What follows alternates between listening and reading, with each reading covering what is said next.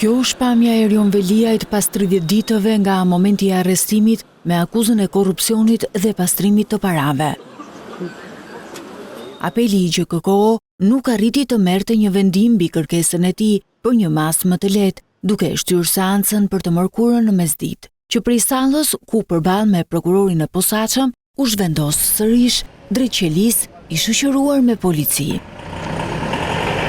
Në 5 orë me mbrojtësit e tij, paraqiti argumentet se pse e konsideron të padrejtë izolimin, ndërsa gjykata nuk i legjitimoi avokatin e huaj.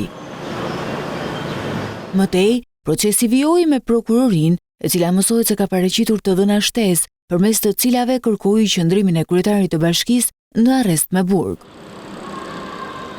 Në dosjen hetimore, SPAK ka paraqitur një skemë të ndërlikuar të qarkullimit të parave, duke përdorur fondet e bashkisë apo dhe duke dhënë leje në këmbim të shumave që biznesmenët i kalonin në OJF. Një tjetër element ishin edhe presionet që sipas SPAK Veliaj ka bërë ndaj BKH-s apo edhe ndërhyrje tek Klotilda Bushkës për të penguar dëshmitarët në zbardhjen e së vërtetës.